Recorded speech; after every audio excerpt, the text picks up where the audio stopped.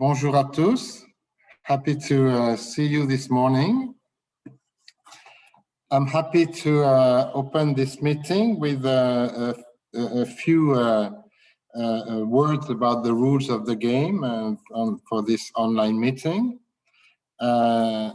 which will be dedicated to the new EU approach to migration and asylum and the perspective of local and regional governments in this matter. So I will ask you to please mute yourself when you're not speaking to avoid background noise.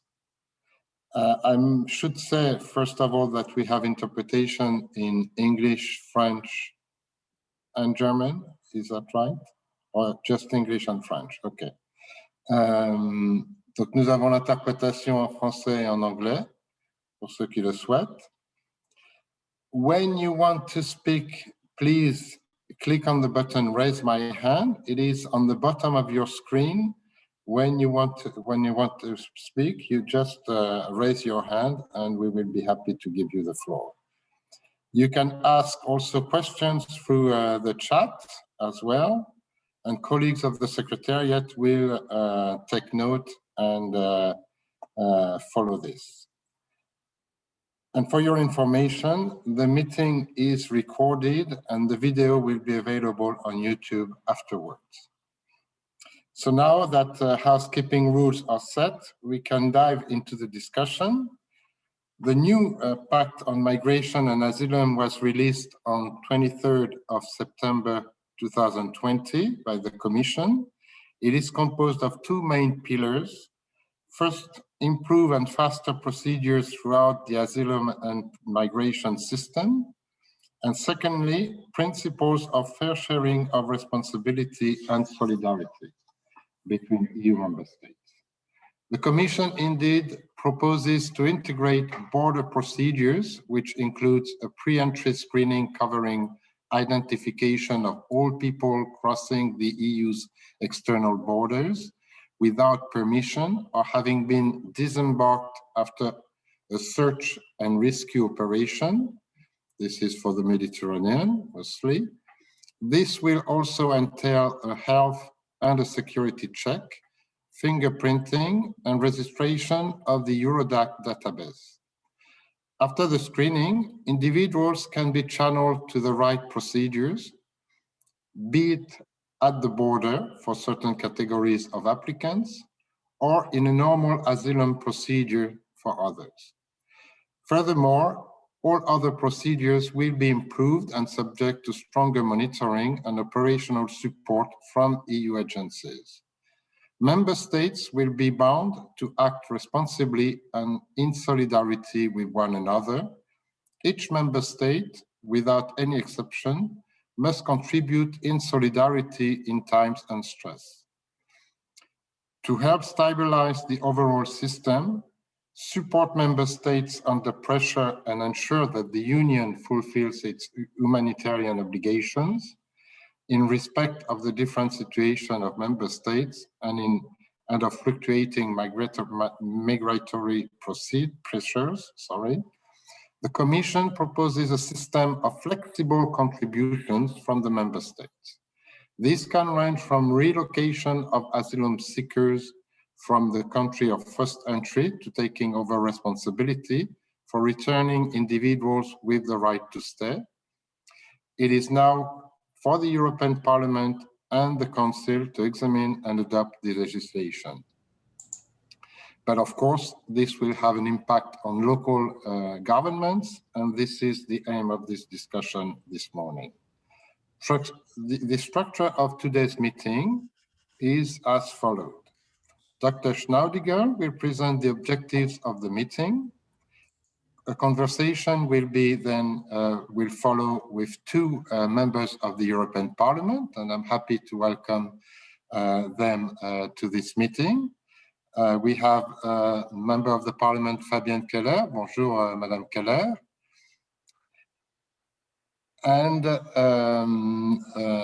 we have a second member of the Parliament will join us later. And the conversation will follow with Commission Vice President for promoting our European way of life, Mr. Margaritis Chinas, who will join us at 11:30, I think. Next step to be determined among us in the last part of the meeting will be discussed within CMR members. So the debate is organized under the leadership of CMR co-president, Dr. Schneidiger. Guten Morgen, Christoph. Good morning, good morning. He is president of the county of Karlsruhe in Germany, and he will introduce and conclude the different sessions. Dr. Schneidiger, local and regional governments are in the front line of receiving people, migrants. May I kindly ask you why you wanted to gather members of CMR Policy Committee around this topic? First of all, what is the objective of this meeting today? Why it is important that local governments are involved in such discussion? I do have some of the answers, but I wish you to share your views and start the meeting. So the floor is yours, Doctor. Yes, thank you. Thank you for the introduction. I think this topic of migration, this is an important, a sensitive topic, and it's a sensitive topic, of course, for the European Union on the European level, but it's also a sensitive topic for the local authorities. And I think the EU took almost 5 years now to come up with a proposal. But on the local level, we cannot wait.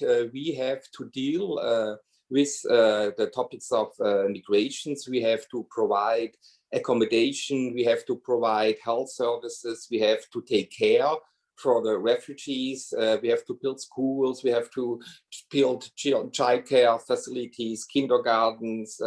And finally, we have to integrate them in our local societies. And I think this is from small villages to larger cities, for provinces, for counties, for regions. It is for us in the local authorities where the migration becomes a living reality.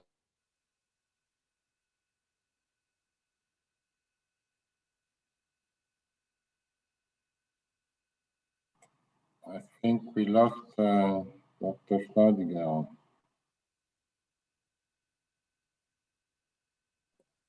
I hope this can be solved.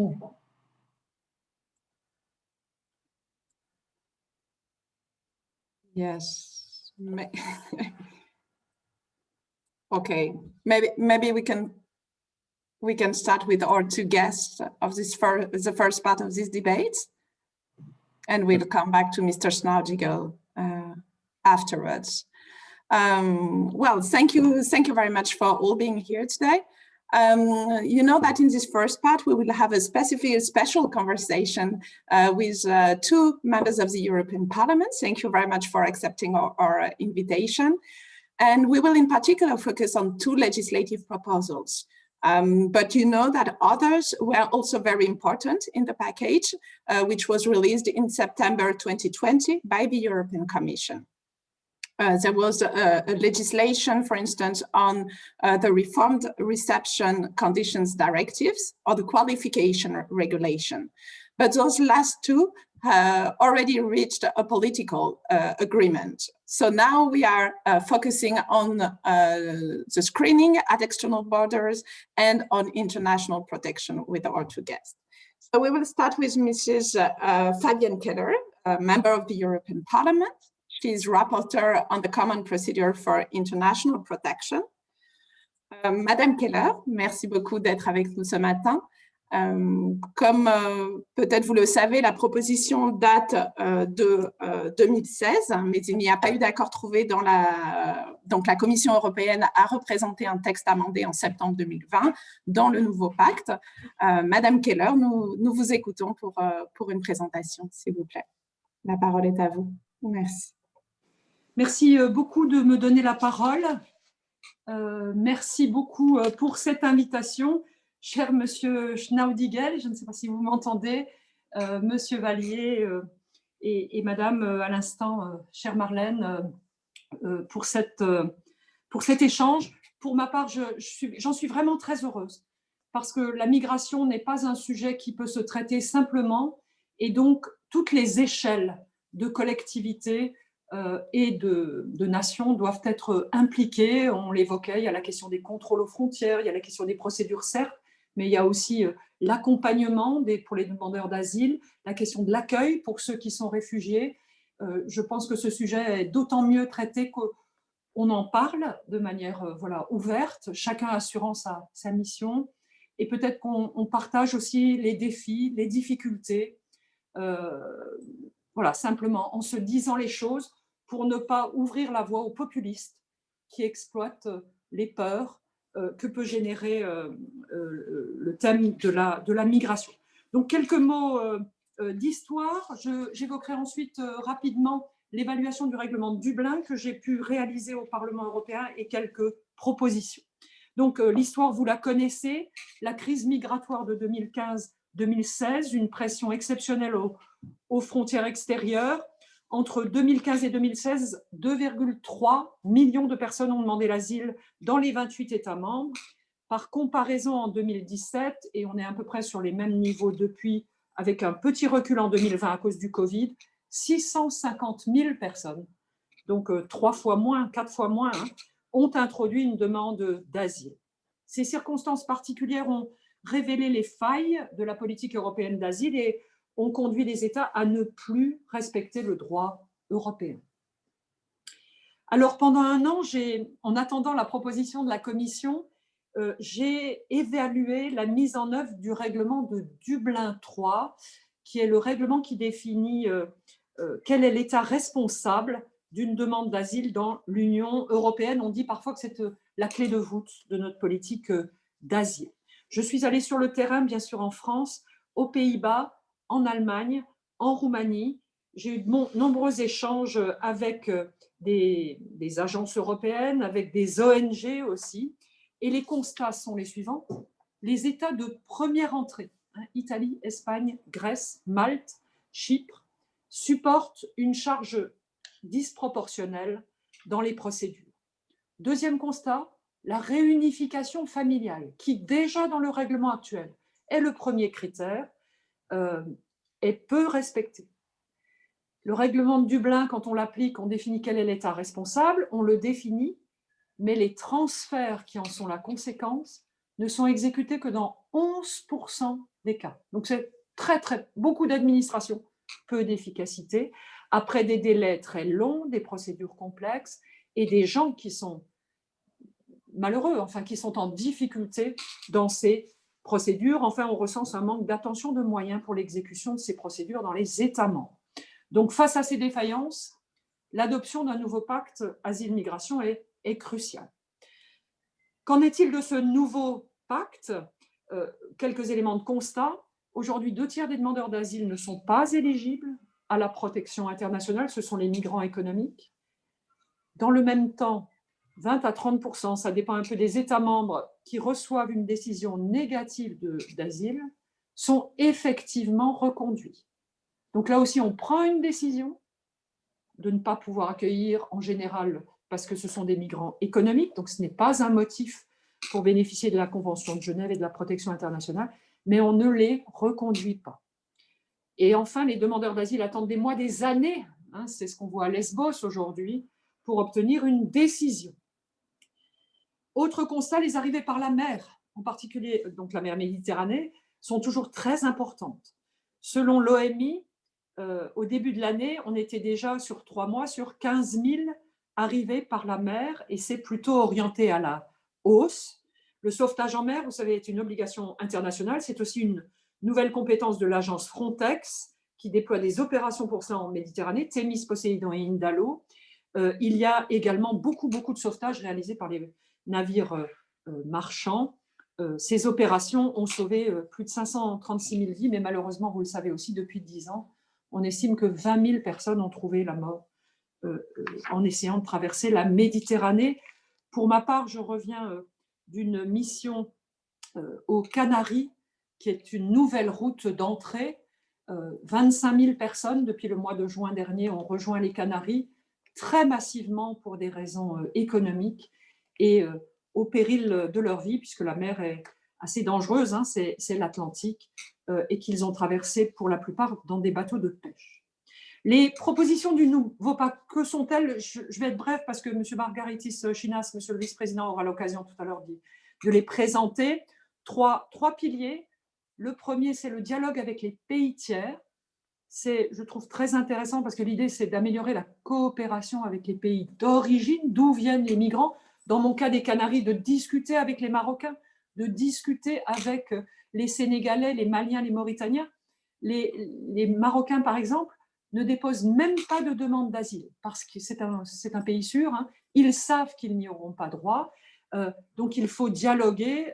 Pourquoi embarquer alors qu'en fait, la probabilité d'être accueilli est limitée. Il nous faut aussi ouvrir des voies légales de migration. Nous attendons avec impatience la proposition de la Commission. Hein. On peut appliquer des règles sur la migration s'il y a aussi des moyens d'accès légaux pour les personnes qui souhaitent, dans un bon esprit, travailler. Il nous faut, avec les pays d'origine, lutter contre les passeurs et améliorer les retours. Le deuxième pilier, c'est le contrôle aux frontières. J'ai en charge ce règlement. Il est très ferme. Il s'agit de proposer un pré-screening, une analyse des dossiers individuels à l'arrivée, avec une procédure rapide à la frontière pour les ressortissants d'États membres de pays d'origine, qui ont peu de chances d'obtenir l'asile. Quelle est la faisabilité de cette procédure? Nous en débattons déjà beaucoup. Troisième pilier, la solidarité, c'est-à-dire l'entraide entre les États membres, puisqu'au fond, les pays que je citais, l'Espagne, l'Italie, la Grèce, Malte, Chypre, sont devenus les portes d'entrée de toute l'Union européenne. Nous avons fait le choix de Schengen, d'une grande zone de libre circulation, et donc les points d'entrée sont en nombre limité. La solidité d'une chaîne dépend de son maillon le plus faible.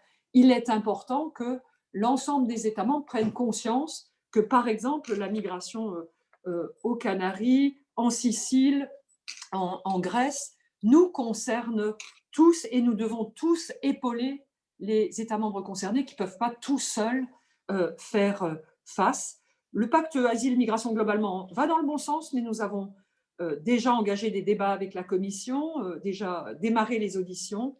Ce sont de bonnes pistes d'amélioration de la situation, mais il nous faut poursuivre ce travail avec la Commission. Mais pour ma part, parce que j'ai un parcours d'élu local, je propose aussi d'avancer dès maintenant sur des points faibles des dispositifs que nous identifions, que ce soit avec la réglementation actuelle ou un nouveau pacte. Le premier, c'est instaurer une gouvernance renforcée entre les administrations nationales. Il n'y a pas assez de confiance entre les États membres. On se méfie les uns des autres. On ne peut pas bien gérer un espace partagé dans ces circonstances. Je voudrais qu'on travaille à la reconnaissance mutuelle des décisions entre les États membres. Si l'asile est refusé dans un État membre, après un certain délai, la personne peut tout recommencer. Ce n'est pas logique, ça fait perdre beaucoup de temps. Je propose aussi qu'on ait des projets pilotes, qu'on épaule, par exemple l'Espagne aux Canaries, pour voir si on peut mettre en œuvre concrètement des procédures accélérées aux frontières. Quatrième proposition, poursuivre dès maintenant la montée en puissance des agences européennes. Il y a l'Agence européenne d'asile, EASO, et il y a également Frontex, qui est une agence importante, puisqu'elle s'appuie sur des personnes mises à disposition par les États membres et vient aider l'État qui fait face à un afflux de migrants. Je plaide aussi pour que nous renforcions la force de sauvetage en mer, parce que je crois que c'est la dignité de l'Europe de sauver des vies. On ne peut pas laisser la Méditerranée être ainsi un lieu de détresse et de mort. Enfin, je note que le nouveau pacte met à l'abri des poursuites judiciaires les ONG qui sauvent les migrants en mer, et ça, c'est une très bonne chose. Donc voilà quelques propositions d'action tout de suite, et peut-être que voilà, on peut travailler à la fois sur les perspectives du nouveau pacte, mais ce n'est pas un texte législatif qui va d'un coup résoudre les problèmes, mais aussi voir comment améliorer des points concrets. J'ai oublié de citer la réunification familiale. On peut dès maintenant essayer d'améliorer sa mise en œuvre entre États membres pour que tout ça facilite la mise en œuvre concrète du nouveau pacte quand il sera adopté. En tout cas, merci beaucoup de m'avoir invité à cet échange dont je me réjouis. Madame la députée, merci beaucoup pour toutes ces informations, tous ces éléments, avec les propositions que vous allez mettre en avant dans votre rapport. C'est très intéressant. En 2015, on avait adopté le CCRE, Conseil des communes et régions d'Europe, et donc adopté une résolution voilà, basée aussi sur ces principes de solidarité, de réalité aussi, pour nos pairs dans les zones de première arrivée, de transit et de destination finale, pour faire de nos sociétés des lieux de vie aussi pour les nouveaux arrivants. Voilà, donc nous pensons que l'échange de pratiques, d'expériences est également un facteur essentiel pour réussir au mieux les intégrations et la prise en charge des réfugiés et des migrants. Je vais tout de suite donner la parole à Madame Birgit Sippel, Member of the European Parliament. Welcome. You are the rapporteur on the regulation screening of third country national at the external border. So please, the floor is yours, and then we will have the conversation with our elected representatives. Thank you very much. Mrs. Sippel, please. Thank you very much. I had some problems in the end to listen to you, but I hope you can hear me. It's fine. Okay. Very well. So thank you for having this meeting. And you might see that my views on the new pact might be a little bit different than that of my colleague.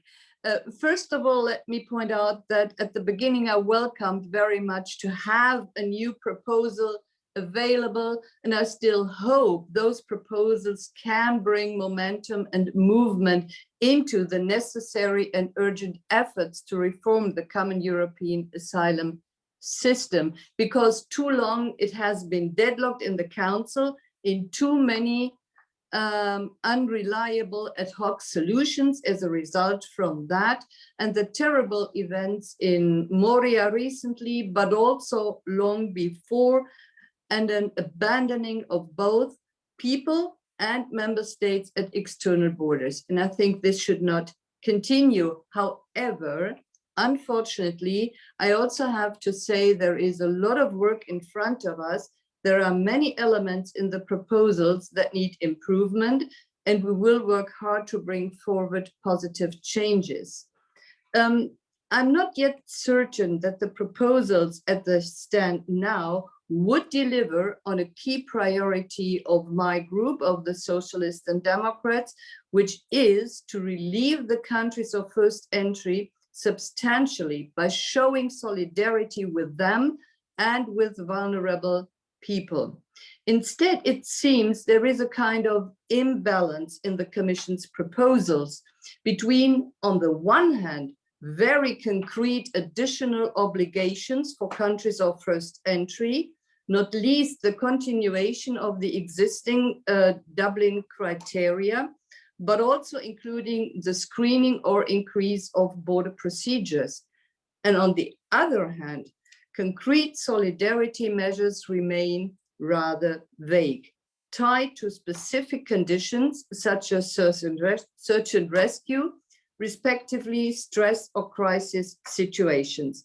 And even then, there are no mandatory measures, and member states can, let's say, cherry pick the measures they like to take best, which of course is not always in the very interest needed by countries of first entry. Another priority for us is to safeguard fundamental rights of vulnerable people arriving at our borders. Most important, guaranteeing the right to access to asylum and the right to an individual assessment. So more precisely on the screening proposal, where I'm the rapporteur, I believe there is substantial work to be done on this report, and we are currently still discussing all the details in our technical level and on political level together with the Commission. And one of the main topics I would like to highlight is the very unclear situation of the application of fundamental rights of asylum applicants at the border. We will need to clarify this, as of course the respect for fundamental rights is a cornerstone for us in society and for democracy. There is also the question of detention. It's not clearly pointed out in the text, but I think detention, for which there could be the necessity to be widely used during the screening procedure due to the proposed refusal for irregular migrants to legally enter into the territory by using the fiction of non-entry during the screening procedure. And finally, the independent border monitoring mechanism will be a key aspect of the proposal, especially in light of the continued allegations of severe violations of fundamental rights at our borders. And I hope we can strengthen this mechanism to provide a proper added value and maybe even extend it beyond the very concrete screening procedure. Let me finally say some additional words on the role of regional and local authorities, which might also be of most importance for you.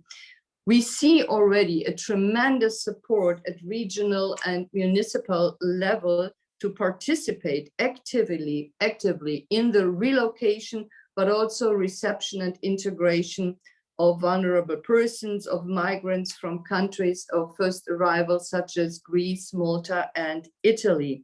In Germany alone, we have many more than 200 cities, counties, municipalities that have declared themselves as so-called safe harbors and announced they are ready to take people on board and stand ready to welcome them and can directly start reception and integration.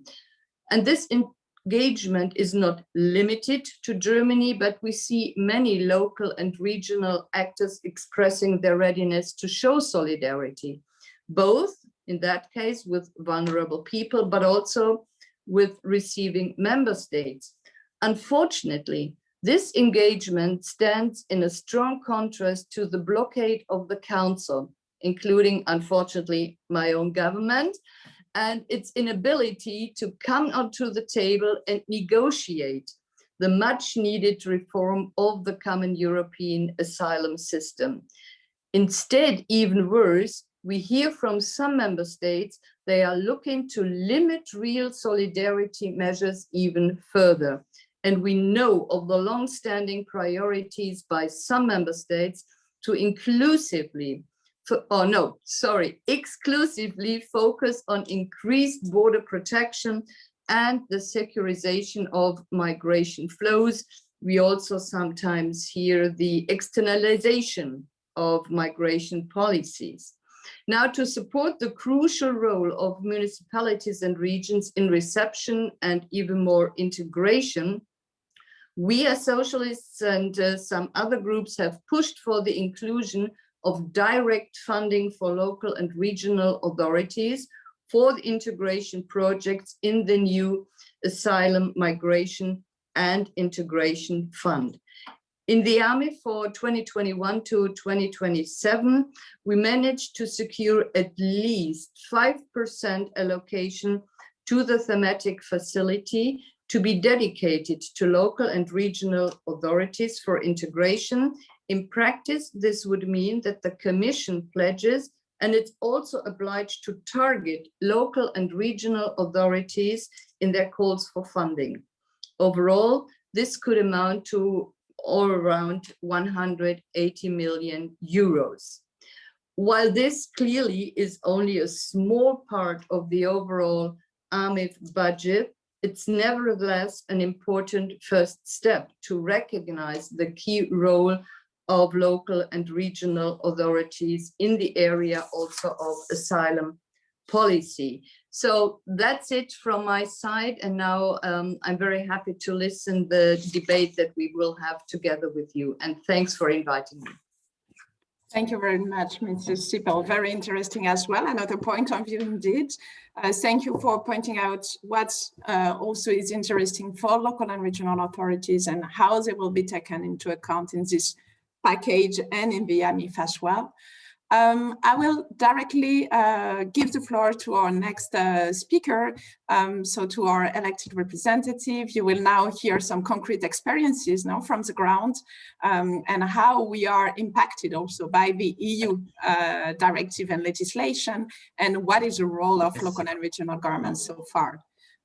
So first of all, je vais d'abord donner la parole à Monsieur Troussel, président du conseil départemental de la Seine-Saint-Denis. Il est aussi porte-parole du CCRE sur les sociétés inclusives. Il représente aussi l'AFCCRE, qui est la section française du CCRE. Monsieur Troussel, s'il vous plaît. Merci, bonjour à toutes et à tous. Merci beaucoup pour cette invitation à vous dire quelques mots. Bon, je voudrais commencer par vous dire quelques mots du territoire de la Seine-Saint-Denis, parce que s'il y a bien un territoire dans la métropole, dans la région capitale et au sein même de l'ensemble du pays, qui incarne à la fois la diversité et une tradition d'accueil et d'immigration, c'est bien un territoire comme celui de la Seine-Saint-Denis, particulièrement jeune, mais aussi particulièrement marqué depuis toujours par des vagues migratoires successives. La Seine-Saint-Denis, elle s'est construite au fil de son histoire, au gré des vagues d'immigration. La population d'origine étrangère représente 30% de la population séquano-dionysienne, et nous sommes le territoire, compte tenu de son histoire à la fois agricole d'abord, puis industrielle, puis des transformations économiques aujourd'hui, et bien souvent aux côtés de Paris, le territoire d'accueil au sein de la métropole,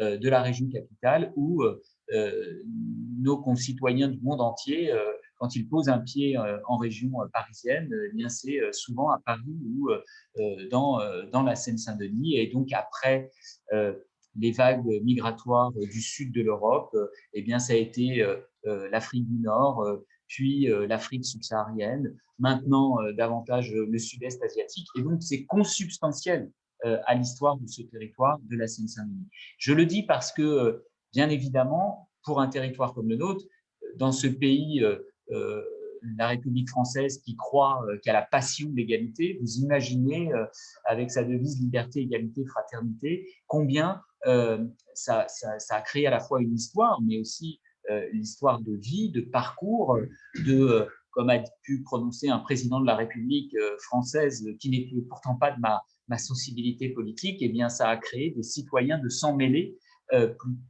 plus encore qu'ailleurs. Et nous revendiquons et nous assumons aussi cette histoire dans ce département de la Seine-Saint-Denis. Bien évidemment, du point de vue des responsabilités, des compétences qui sont celles d'un département, la question de l'accueil des mineurs non accompagnés, des mineurs isolés étrangers, mineurs non accompagnés, comme on les dénomme maintenant en France, c'est un sujet majeur pour nous, parce que là encore, aux côtés de Paris, la Seine-Saint-Denis, c'est la deuxième porte d'entrée nationale des mineurs non accompagnés. Notre territoire, il se singularise par l'existence de réseaux familiaux et communautaires qui facilitent l'arrivée de ces mineurs étrangers non accompagnés. Car combien même ces mineurs sont isolés, les réseaux de solidarité, les réseaux de socialisation, de fait, ils fonctionnent. Moi, j'ai toujours dit la même chose. Dès lors que ces jeunes sont mineurs, j'assume que mon territoire, de par ses compétences, prenne ses responsabilités, prenne sa part dans cette politique de solidarité nationale. La France a pris des engagements, elle est signataire de la Convention internationale des droits de l'enfant, et donc oui, c'est notre responsabilité collective. J'ai des débats, pour tout dire, avec le gouvernement français sur la répartition des rôles, mais dès lors que ces jeunes, ces enfants sont mineurs, eh bien oui, je considère, même si il me semble que les pouvoirs publics nationaux et européens, on y reviendra peut-être, doivent nous accompagner, eh bien je considère que oui, notre responsabilité, nos compétences en matière de protection de l'enfance désignent naturellement le département pour assumer aussi sa part de responsabilité dans ce domaine. Et donc notre politique, elle se caractérise par une adaptation aux spécificités de ce public, en termes de santé, en termes d'accès aux droits, en termes de scolarité, de formation. J'en veux pour preuve la spécialisation des compétences et des services au sein de l'aide sociale à l'enfance du département, notamment par la création d'une CABNA, d'une cellule d'accompagnement spécialisée pour les mineurs non accompagnés, puisqu'auparavant, on avait plutôt des mineurs qui étaient, entre guillemets, traités, renvoyés dans nos circonscriptions d'aide sociale à l'enfance territorialisées. Nous avons créé au sein de notre direction de l'aide sociale à l'enfance un service spécifique pour l'accueil de ces mineurs, renforcer le dispositif d'évaluation délégué à la Croix-Rouge, créer des places d'accueil dédiées pour ces jeunes MNA pris en charge par l'aide sociale à l'enfance. Deuxième chose que je veux dire, c'est que cette politique départementale, elle est marquée par une volonté d'égalité des chances. Ça veut dire quoi? Ça veut dire respect, bien sûr, des droits des jeunes à partir de leur évaluation, avec des interprètes en 2 temps, leur mise à l'abri systématique, jusqu'à leur accueil à l'aide sociale à l'enfance, au travers de l'accompagnement à l'autonomie, au-delà d'ailleurs de leur majorité. La Seine-Saint-Denis est un département où la proportion de mineurs non accompagnés qui bénéficient d'un contrat jeune majeur, il y a eu tout un débat en France sur la prise en charge, la possibilité de continuer de prendre en charge au-delà de 18 ans les jeunes pris en charge au titre de l'aide sociale à l'enfance. Nous ne faisons pas de distinction en Seine-Saint-Denis entre des jeunes MNA et des jeunes qui ne sont pas MNA sur la possibilité d'avoir des contrats jeunes majeurs. Et c'est un des départements où la proportion de contrats jeunes majeurs est une des plus élevées. Au plan financier, enfin, avec la compensation par l'État de la dépense départementale consacrée à l'évaluation et la mise à l'abri, qui n'est que d'un tiers environ, et je veux insister sur cet aspect, il n'y a aucune compensation de la prise en charge une fois les jeunes admis à l'ASE. Je ne veux pas être trop long, j'ai encore quelques petites choses à vous dire, je ne sais pas combien de temps il me reste, plus beaucoup, je pense. Plus beaucoup. Plus beaucoup. En effet.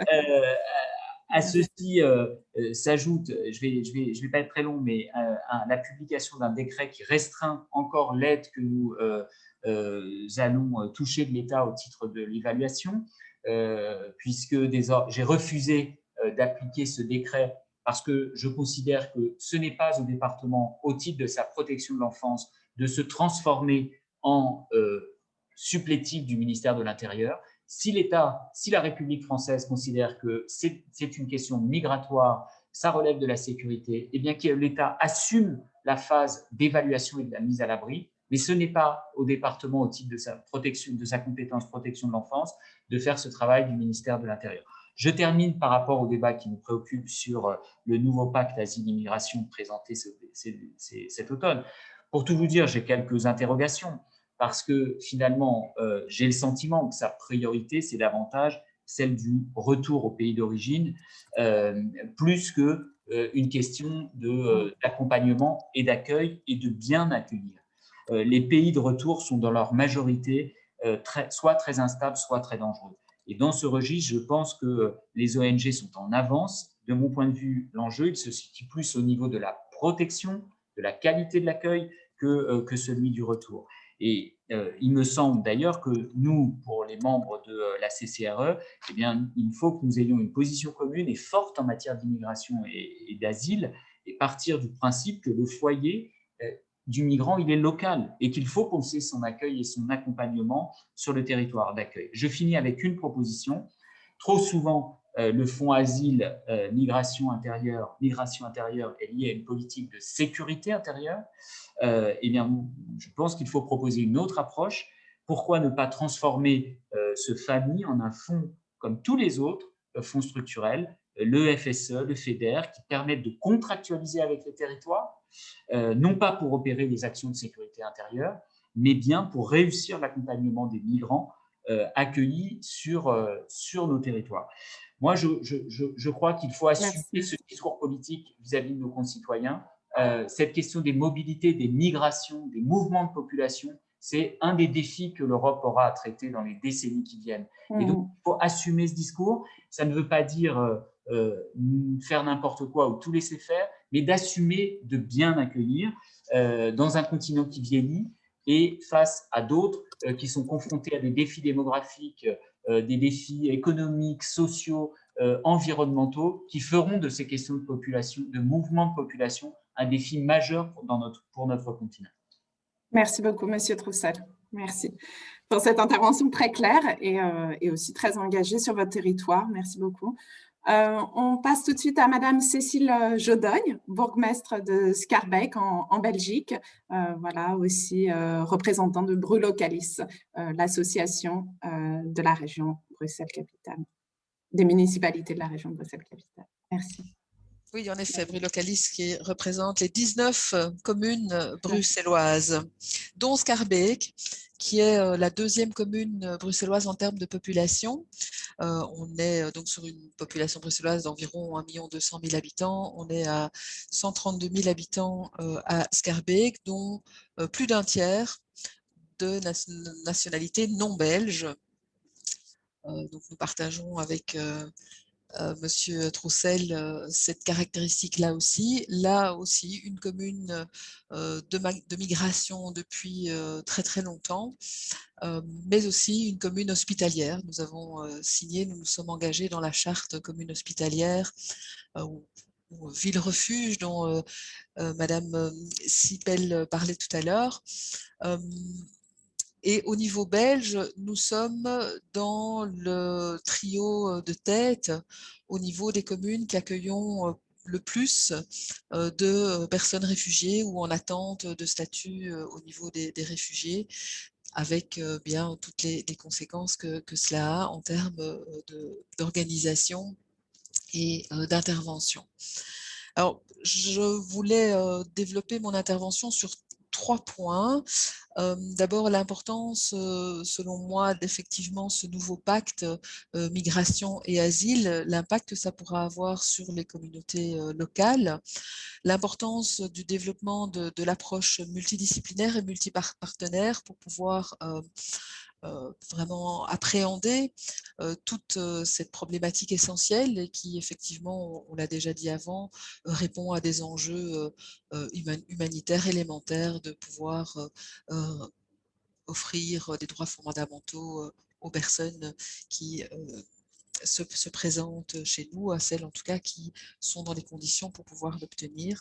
Et un dernier point peut-être plus précis sur 2 ou 3 projets et expériences particulières que nous menons à Schaerbeek. Alors, je vais être rapide sur le premier point. Je pense qu'il est vraiment essentiel, en effet, que l'on puisse, au niveau européen, mieux gérer et organiser l'accueil des personnes migrantes. Mes prédécesseurs l'ont expliqué, et en particulier Madame Sipel et Madame Keller, de manière tout à fait claire. Il est essentiel que l'on puisse avoir une politique commune, cohérente, qui soit partagée. Et en quoi ça peut avoir une conséquence directe pour nos communautés locales? Je pense c'est surtout que ça permet de pouvoir travailler et consacrer beaucoup plus de moyens sur les personnes qui ont droit à cet accueil. Et donc, parce que nous sommes confrontés dans nos communes à 2 réalités. Des personnes d'une part qui répondent ou qui vont probablement répondre aux conditions et aux critères pour pouvoir obtenir un droit de séjour en Belgique ou en Europe. Et puis, on y a fait allusion, l'autre réalité qui est majoritaire, qui est celle des migrants économiques, dont, on l'a dit, une bonne partie, enfin une petite partie, pardon, est renvoyée, mais ou dont la grande majorité, j'ai noté un chiffre qui a été donné de 20 à 30% qui sont effectivement reconduits, alors ça veut donc dire qu'effectivement 70 à 80% restent. Et là, c'est une réalité qui est très compliquée à gérer aussi pour les communautés locales.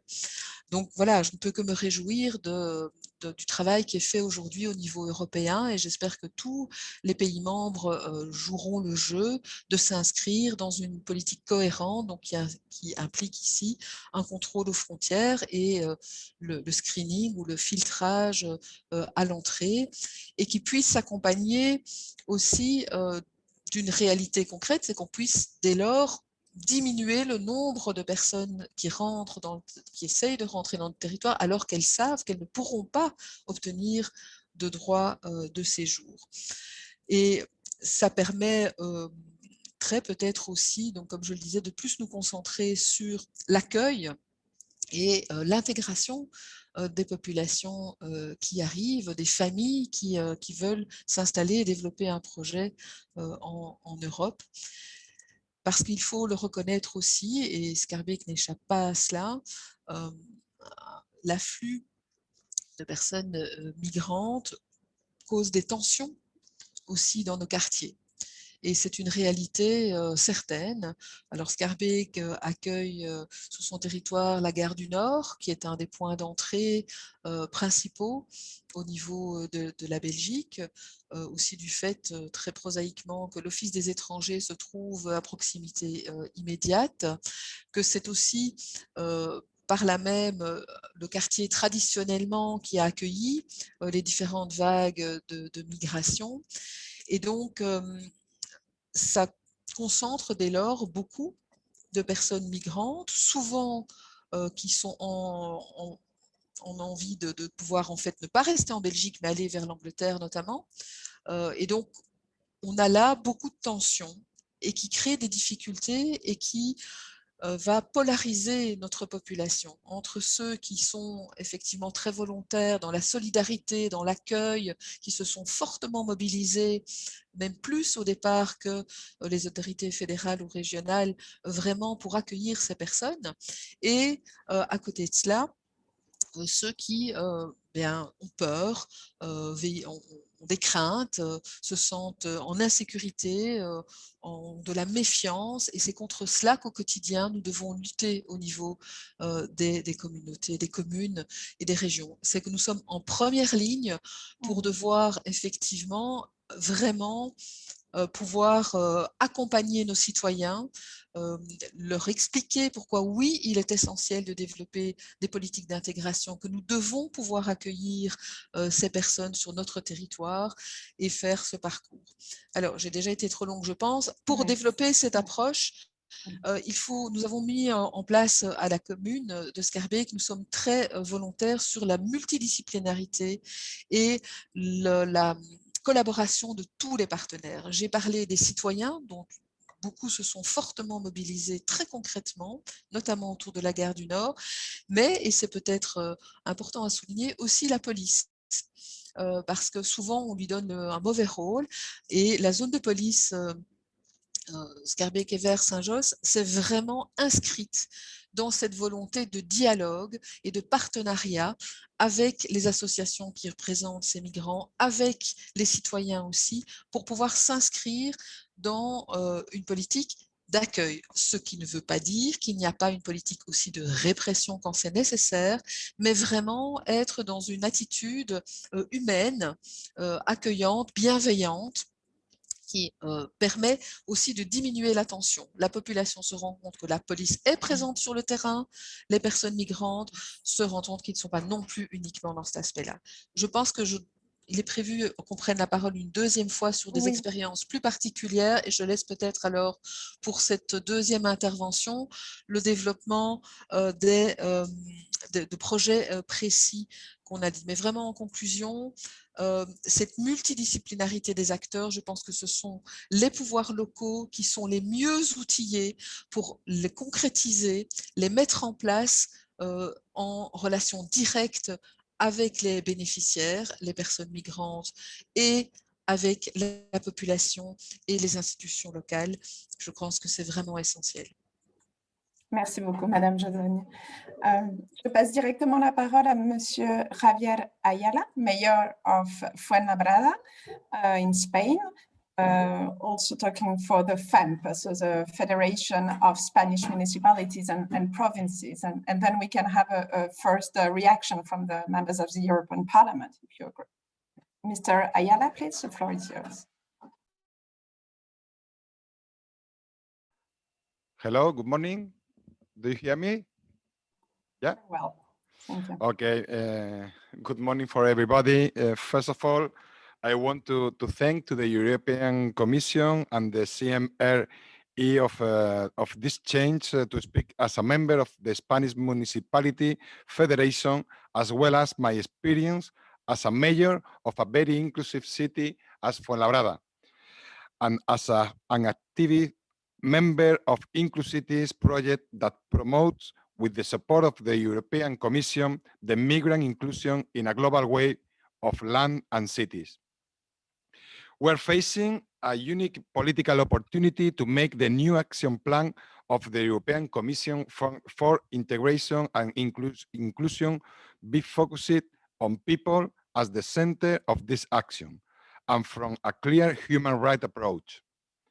Our political action in this area must contribute to achieving the sustainable development goal by reinforcing alliance between different levels of governments and with the group of actors that operate in the territory, placing people who, for economic, social, environmental, and work reasons, migrate to the center of our decision, but also attending to the needs of host population with the aims of not generating rejection and favoring full integration. The COVID-19 crisis has shown that local governments are a central political actor in the construction of inclusive territories and not to leave anyone behind.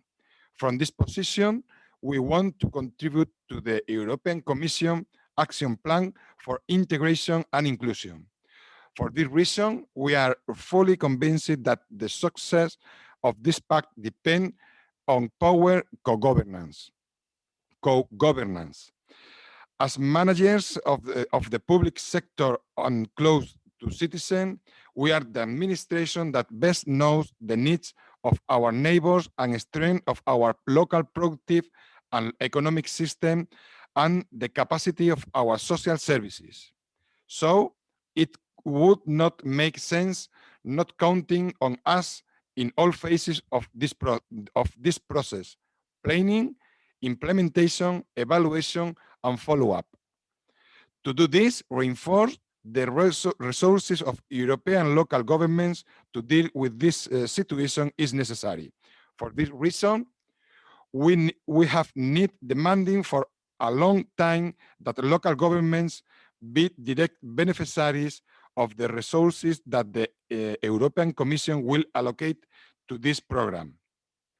Finally, note the importance of international cooperation of development and that the European Commission commit itself to the most impoverished countries in their support for their consolidation of their economics to reduce economic migration. Moreover, promote the Sendai Agreement for Disaster Reduction and Resilience, which help reduce climate migration. Finally, I want to say to the member of the meeting that we have speaking different political people, and we have speak for similar ideas. Then I think it's so important because I think that we have a clear idea that what Europe has to do, and then it's so important for Europe. Thank you for your attention, and thank you for this meeting. Thank you so much, Mr. Ayala. Muchas gracias. Members of the European Parliament, do you want to react to those first intervention and then we move to the others, or how do you want to see? Do you want to react? That's a little bit the question. Mrs. Keller or Mrs. Yes, Mrs. Keller, please. In 1 minute, if that's okay. Je voudrais très brièvement dire que les témoignages et les partages d'expériences sont vraiment intéressants et je voudrais reprendre les paroles à l'instant du monsieur le maire de Fuenlabrada. On voit qu'on a une grande convergence et il me semble que dans cette convergence, il y a l'humanité, hein, c'est-à-dire qu'on souhaite vraiment que ces personnes, quelle que soit leur situation, même s'il faut les reconduire, et surtout s'ils ont vocation à rester en Europe parce qu'ils ont obtenu le statut de réfugié, puissent s'inscrire dans un parcours d'intégration bien construit. Donc, voilà, merci pour vos témoignages et surtout votre action de terrain, c'est impressionnant. Merci beaucoup, Madame Keller. Madame Stippen, please.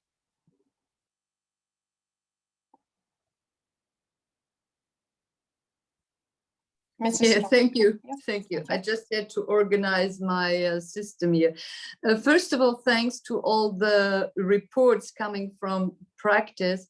And I think it's interesting to underline once again that those communities who have a long history of receiving people from other countries, for what reason ever, have at least less problems to be prepared and to organize than maybe others who never received people from other countries. And there even the mistrust very often is much bigger. So, but these examples show that it's possible to organize it, and maybe we should try to spread those experiences and show what is possible. It's also true, I think, from that experience that of course the problems and the challenges are bigger if you have to receive a big number of people. So what we see in our cities is that you also need the possibility not to have one focus point within a city where hundreds and thousands of people are, but to make sure they can be found all over the city. So to avoid one big block. Being on holiday, we like to see little China, but in our neighborhood, we don't like things like that. So that's what we have to organize. And I fully agree. I think someone mentioned it. We have a lot of people coming from third countries, coming to Europe, staying in Europe, and the number of so-called refugees is much lower than that. So we are creating a big fuss on something where the numbers are relatively low.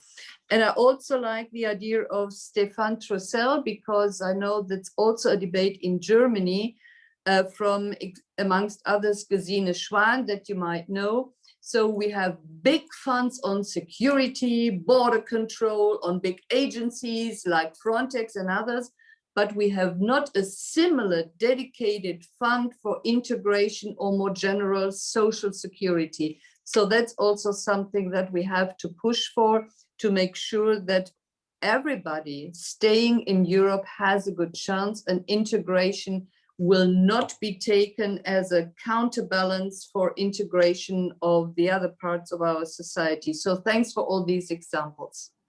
Thank you very much, Mrs. Schippel. So very quickly now, because we are ending this this part of the meeting, but we have two others, and Mr. Schnaudigl will then do the wrap up. But we have Mr. Ljubiša Ćosić, President of the Association of Municipalities and Towns of the Republic of Srpska, Mayor of East Sarajevo. And then we will have Mrs. Carola Gunnarsson. She's the Lord Mayor of Sala, and she is also a member of the Swedish Association of Local and Regional Authorities. So you have, unfortunately, 2 minutes each, and then we will move to the end of the meeting. Thank you very much, Mr. Ćosić. The floor is yours. Okay, hello. First of all, I would like to welcome you all on the behalf of Association of Cities and Municipalities of Republika Srpska. As you know, we are the part of Bosnia and Herzegovina, and I must say that Bosnia and Herzegovina is not a candidate for membership. We are still a potential candidate. And I believe that this political debate is a very good chance to exchange some opinions about the question of migrations. Of course, we are very interested to speak about, to use this Council of the European Cities and Regions to speak about other topics such as financing of local communities, jurisdictions of cities and municipalities, using of natural resources, reform of local administration, and similar things. But this question of migrants is very actual in our state. It is very actual before 2 years. We have a lot of number of migrants in Bosnia and Herzegovina, and unfortunately they are situated in the northern part of state, in the Federation of Bosnia and Herzegovina, which is part also of Bosnia and Herzegovina, same as Republika Srpska. I must say that our government of Republika Srpska, attitude of our government is that our Republika Srpska, we do not have enough capacities to organize the camps and the locations where we will situate migrants on our territory. It is very important to say that migrants in Bosnia and Herzegovina, they are coming from Serbia, and they are using eastern border of Bosnia and Herzegovina and Republika Srpska to pass on our territory. And we believe that all these people are trying to use our territory just to pass through it, and then go to the European, first to Croatia, which is the first point in European Union. It is very important to know that all these people are mostly young people. There are mostly just men, not women. They do not have their IDs. They do not have a will to work. They just want to be situated in camps, and they are waiting for help. And that help will mainly is a chance to go to the states of European Union. So because of this situation, we really believe that we do not have enough capacities to organize their place and their location in the Republika Srpska. As I said, in northern part of Bosnia and Herzegovina, in a place which name is Bihać, that is the city of Bihać, which has about 50,000 population. We now have about 10,000 migrants, and very close to the Sarajevo, we have about 5,000 migrants. So in this moment, in Bosnia and Herzegovina, we have about 15,000 migrants, and all of them, they are waiting to go to the European Union. So as I said, I believe that that is the end, of course. I believe that the bodies of the European Commission and the delegation of European Commission in Bosnia and Herzegovina will find enough instruments and enough, finally, money to see what are we going to do with these migrants. Unfortunately, they are in very bad shape. They are very poor than our country is, and they are waiting just to go to the European Union. Yes, thank you very much, Mr.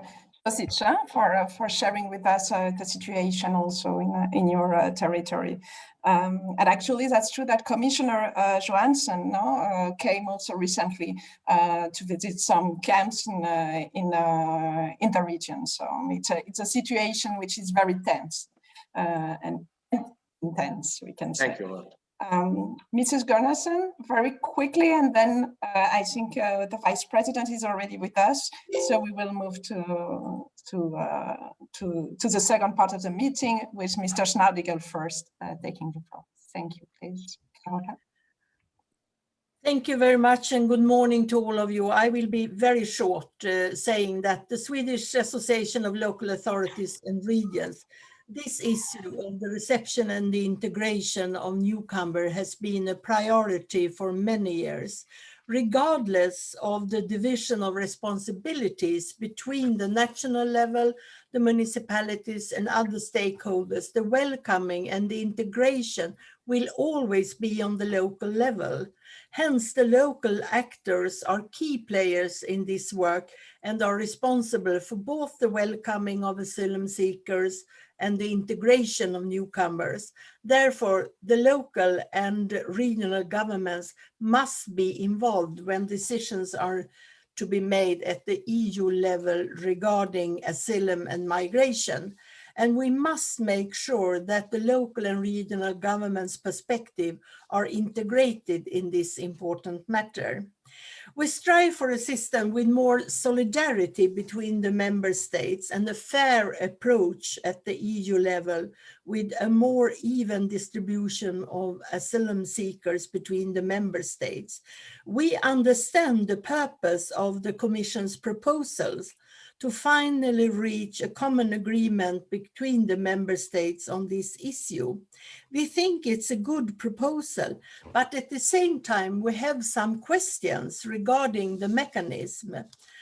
And our question is, how can the Commission guarantee a more even distribution in the event of a situation similar to 2015?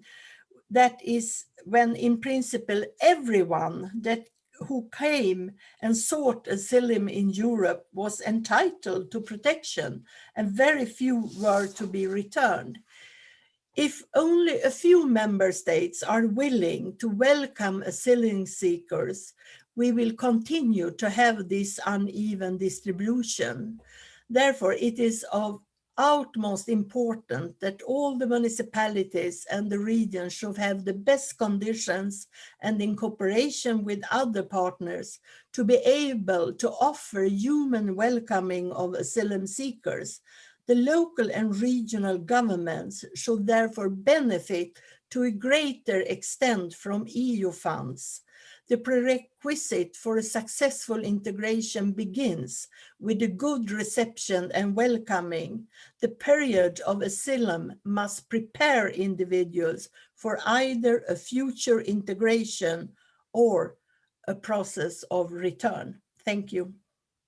Thank you so much, Carola, for sharing with us your perspective from Sweden. Mr. Schnaudigel, please, Yes. the floor is yours, and we can introduce then Mr. Shinas directly. Thank you very much. Yes, thank you so much, and I apologize the difficulties I had before. My name is Mr. Schnaudig. I'm the vice president, and I just said I think, and the last minutes shows us it's very important to discuss this topic with the commissions and also with members of the European Parliament. I am mayor of a region in the south of Germany with 440 inhabitants, and we have a long tradition in migration. We have also a tradition in emigration a couple 100 years ago, but we also, and of course the situation is different that the situation in the cities, in the rural district, in a more rural district, but we also have to deal with it. I want to say some words to the package.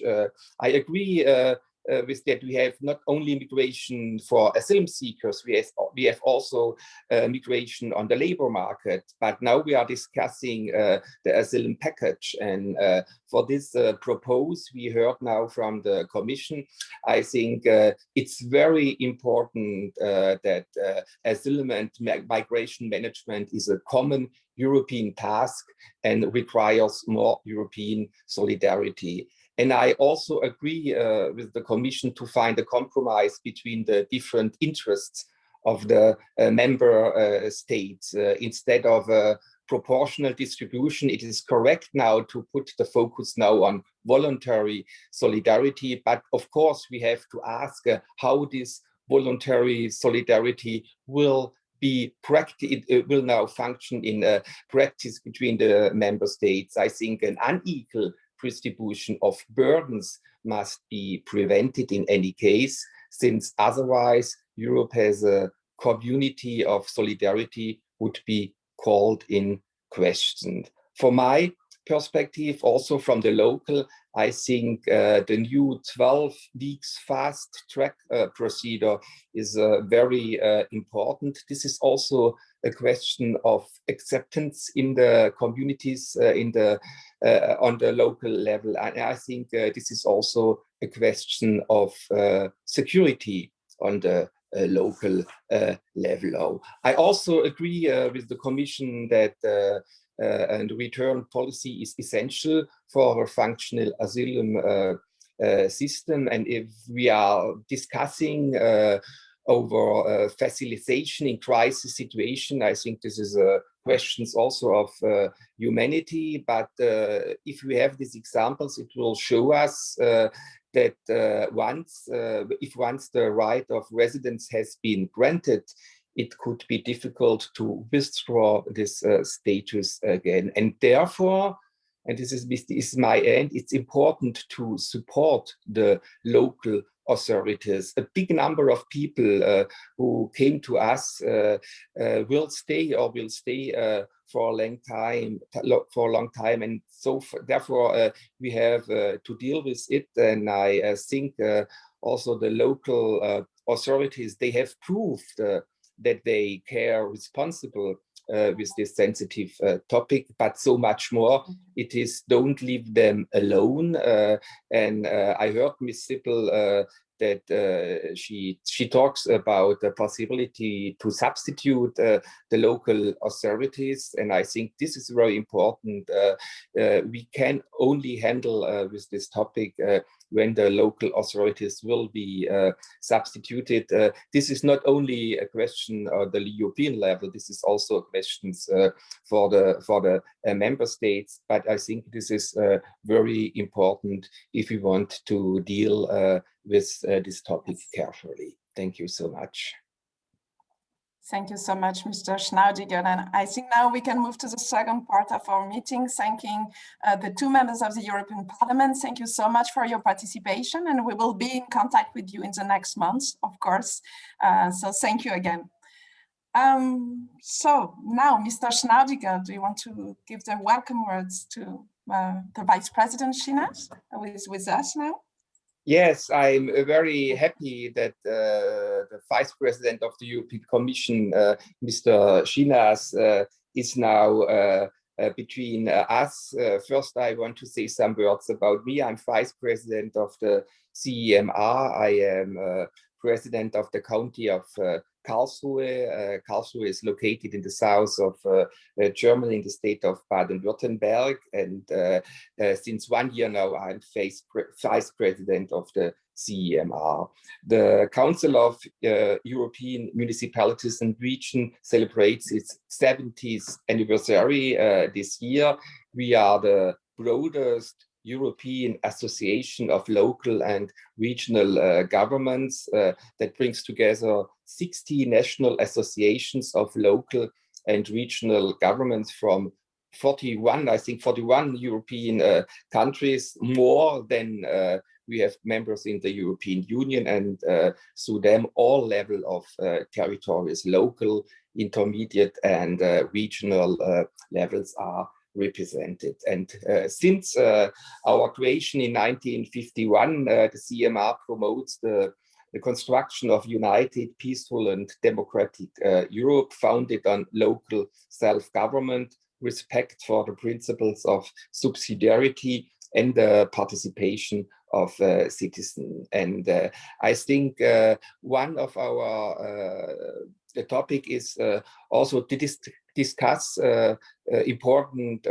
things with the European level. And one of these important things now is the European package, the European package of Asylum. And we had now discussed with two members of the European Parliament, and we are now very happy to discuss with the Vice President over this topic. And I think I can give back the moderation to Marlene, and then I will introduce some things later. Thank you so much. Mr. Vice President, please, the floor is yours. Thank you.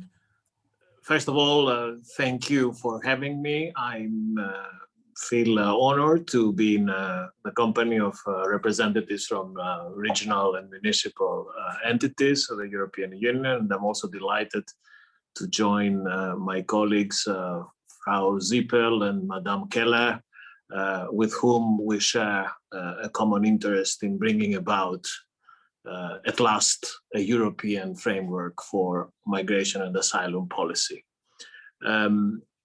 Migration has always been a fact for Europe since the beginning of our history.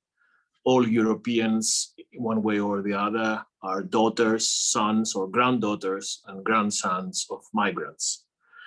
Migration has enriched our culture, and it will continue to do so.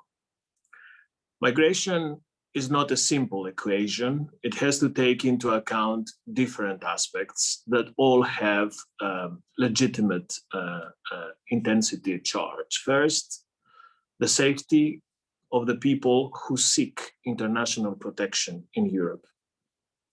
Then, the concerns of countries at the European Union's external borders, which worry rightly that migratory pressure will exceed their capacities and which need tangible solidarity from others, but also the concerns of other EU member states, which worry that if procedures are not respected at our external border, their national systems for asylum, integration, or returns will not be able to cope.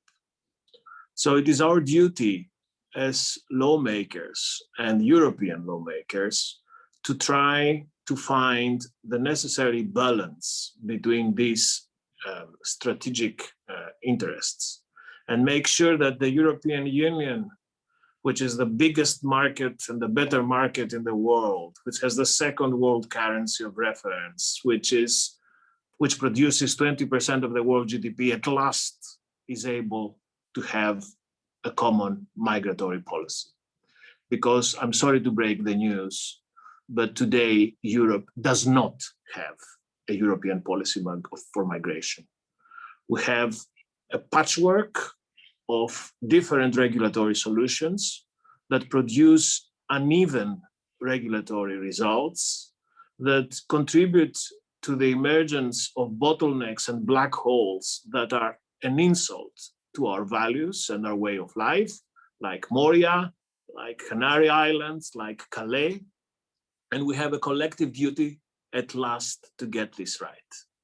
That's why last September, we have put on the table a comprehensive new proposal for an EU Migration Asylum Pact. We want to be practical. Our aim is to strengthen the efficiency of procedures while fully respecting the dignity and fundamental rights of migrants and refugees. We propose a common European framework based on the principle of solidarity and fair sharing of responsibility. We have built a system that is able to respond to the realities on the ground, can operate efficiently, including in times of crisis, while at the same time ensuring that member states contribute to this effort and that there is no exit door for member states from their collective obligation to contribute to the system. Strong partnerships with countries of origin, transit and destination is an essential part of this new strategy. We will continue to develop comprehensive partnerships with third countries and continue to contribute to address the root causes of migration. We will continue to fight illegal migration and smugglers, and we will enhance cooperation on readmission and work with the member states and third countries towards sustainable reintegration of returnees in their countries of origin. We presented this new pact following extensive consultations with our member states and the European Parliament. This was the largest consultation process ever to be performed on a migration and asylum policy in Europe. The conclusion that we came at is that no single solution can satisfy all sides on all aspects, but only by working together we can find a common solution. The discussions now continue under the Portuguese presidency and in the European Parliament, and we will continue to perform our institutional duty as honest broker so that we can facilitate and support these negotiations. One of the main objectives of the Pact is to propose a way forward to better share responsibility with solidarity in Europe.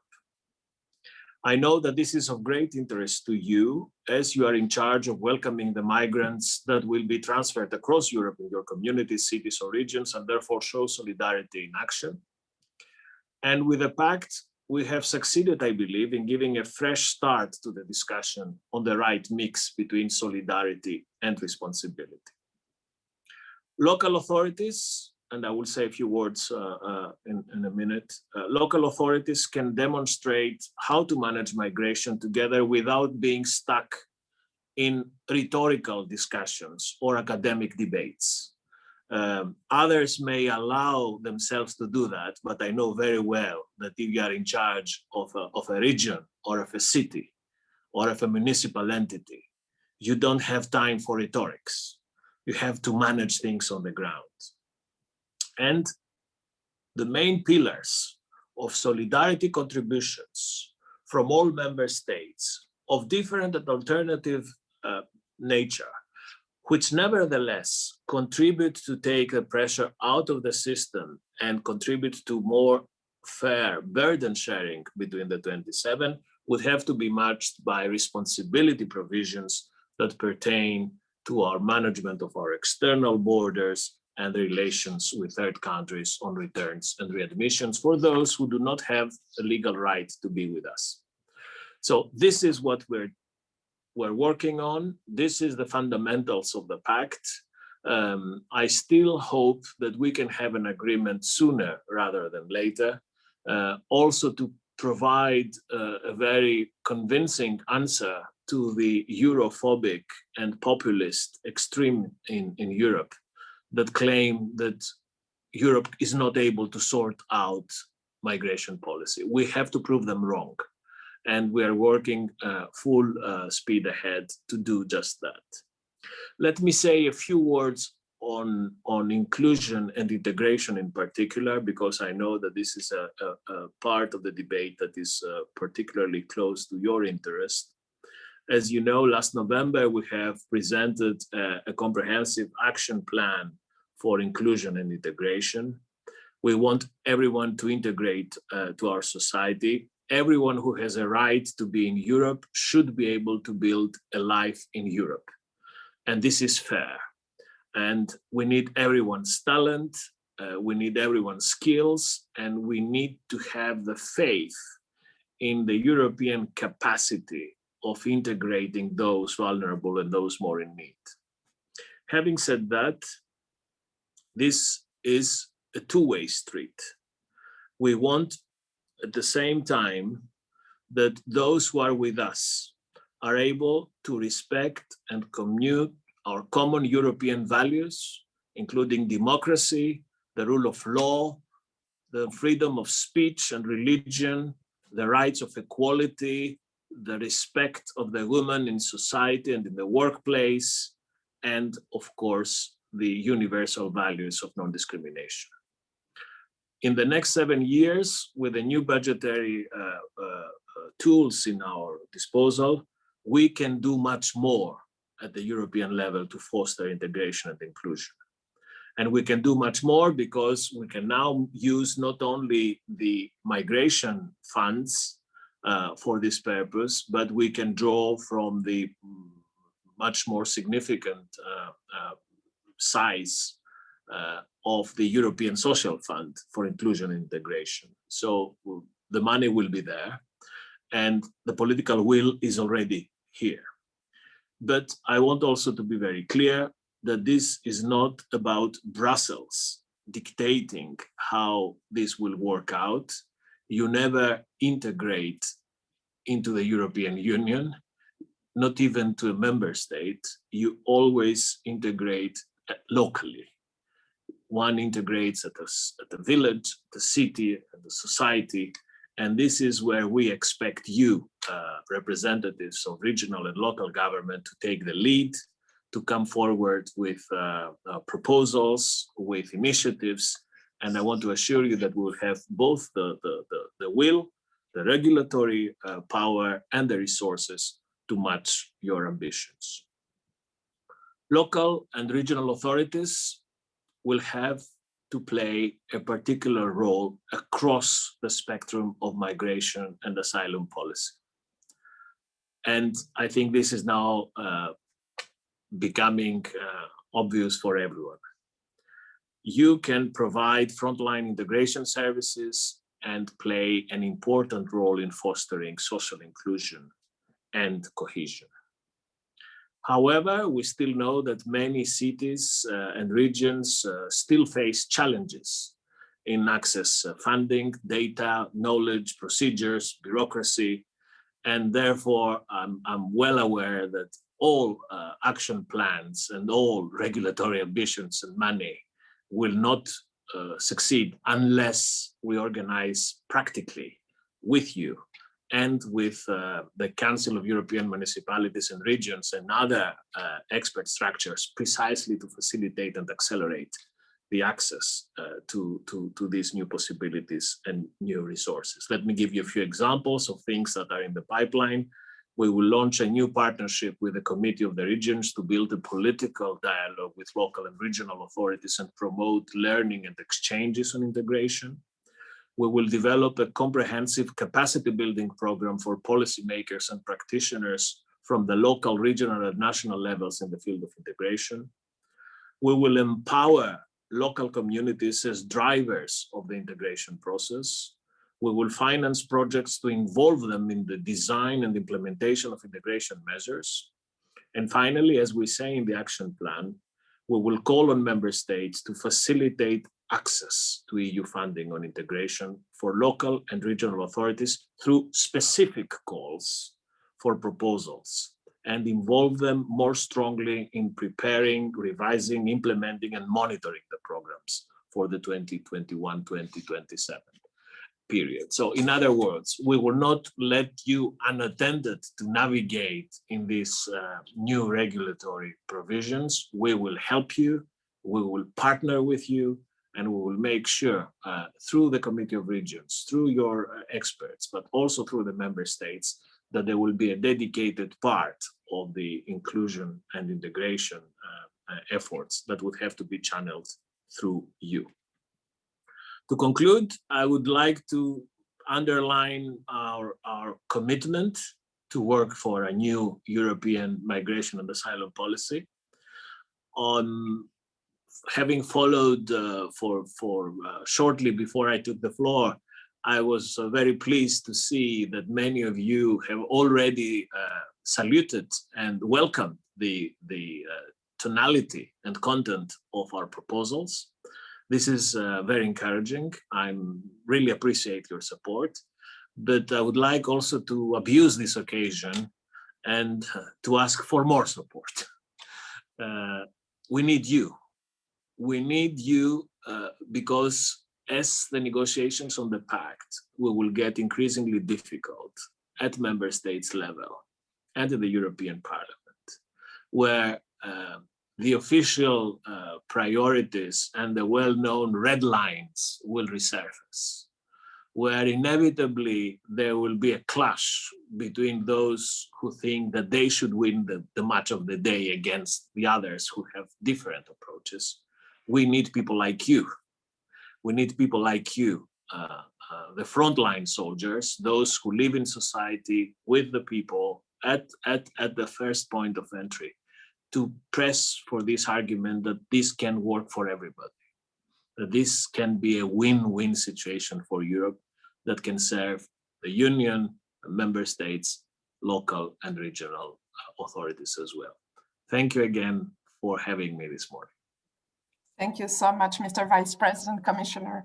Thank you so much for your presentation, and we are pleased to have such a direct dialogue with you, actually, and that you recognize the key role municipalities, cities, regions, provinces of all sizes are playing. And it's good to hear this willingness to partner with local and regional governments. I will now give the floor directly to our first guest, Monsieur Troussel, Stéphane Troussel, président du Conseil départemental de la Seine-Saint-Denis et porte-parole du CCRE sur les sociétés inclusives, qui partagera avec nous la perspective de son territoire. Monsieur Troussel, s'il vous plaît. Merci. Très brièvement, parce que j'ai déjà fait une longue intervention tout à l'heure, donc je ne vais pas trop prolonger. En tout cas, moi, je suis ravi des échanges et des interventions qui, par-delà les différences, montrent aussi des convergences tout à fait possibles et souhaitables sur des évolutions, avec ce souci, je crois, qui peut rassembler très largement, de bien accueillir. Et ce que je voudrais ajouter, je crois que c'est ma collègue belge, mais je crois aussi Birgit Sippel y a fait allusion, sur la nécessité, et je le dis avec ce profil de Français, vous savez, nous les Français qui nous caractérisent parfois avec nous sommes le pays de la Déclaration des droits de l'homme, et donc forcément nous accueillons bien, nous accueillons mieux, on revendique beaucoup ce discours.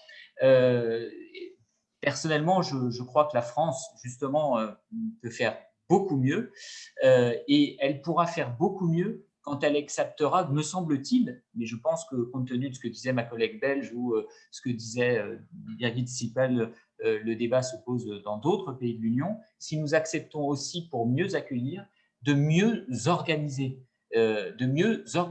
et d'accepter ce débat, de porter ce débat. Moi, je n'ai pas, je marche sur mes deux jambes. Oui, il faut accepter de répartir et d'organiser pour bien accueillir.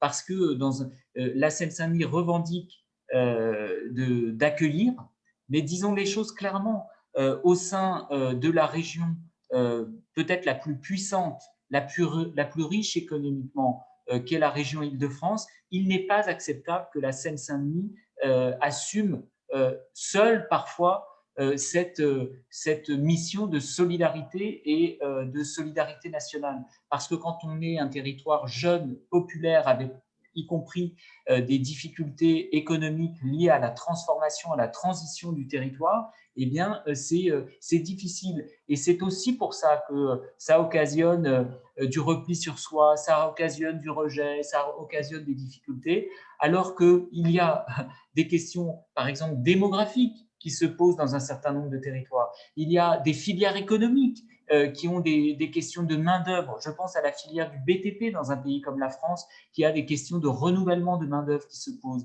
Et donc, accepter d'organiser, accepter de répartir, c'est aussi la condition d'un meilleur accueil dans nos pays, dans nos territoires et au sein de l'Union européenne. Voilà ce que je voulais ajouter. Merci beaucoup, Monsieur Troussel. Madame Jodogne, bourgmestre de Schaerbeek, voilà, qui est membre aussi du projet Inclusities, qui vise à améliorer l'intégration des ressortissants de pays tiers dans les petites et moyennes villes grâce à une coopération de ville à ville. Voilà, donc c'est un projet mené par le CCRE depuis 2020 et auquel la commune de Schaerbeek est membre actif avec l'association Brulocalis. Voilà, s'il vous plaît, Madame Jodogne. Tout à fait. Mais donc, en effet, je disais tout à l'heure que je voulais plus... attendez, parce que j'entends la traduction en anglais. Voilà. Donc, aller un peu plus sur le concret ici. Donc, je parlais de cette nécessité de l'approche multidisciplinaire et multipartenaire, de la construction de réseaux au niveau local. Et quand je dis local, c'est bien sûr au niveau de nos communes ou de nos villes, mais aussi au niveau des régions ou des États fédéraux pour les parties là, même si c'est donc la première ligne, ce sont bien sûr les communautés locales. Quand je dis donc ce réseau de partenariat, ce sont les institutions classiques locales, les associations qui sont liées à ces pouvoirs publics, mais aussi les associations citoyennes. Et à Bruxelles et en Belgique et dans d'autres pays, on en a vu beaucoup éclore, qui se sont impliquées de manière très très concrète, qui dans certains cas ont suppléé à des défaillances des autorités locales. Et pour ce qui est de Bruxelles, au niveau régional et communal, où on s'est finalement appuyé, on a soutenu ces mouvements citoyens pour répondre aux urgences humanitaires.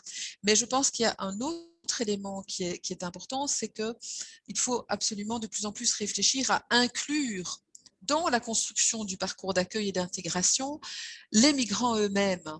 Et ça, je pense que c'est aussi quelque chose qu'on est en train d'essayer de mettre un peu plus en place, à la fois avec Inclusities et au niveau plus global de notre association VIA à Schaerbeek, qui est un des bureaux d'accueil primo-arrivants. C'est le réseau qu'a développé la région bruxelloise, donc c'est bureaux d'accueil pour les primo-arrivants.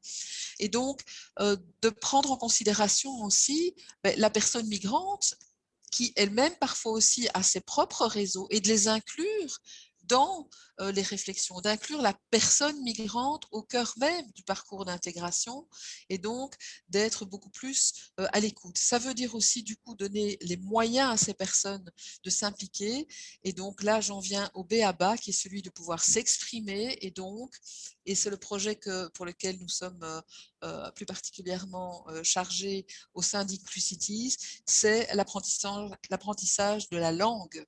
de la langue courante ou d'une des langues courantes dans le lieu d'accueil.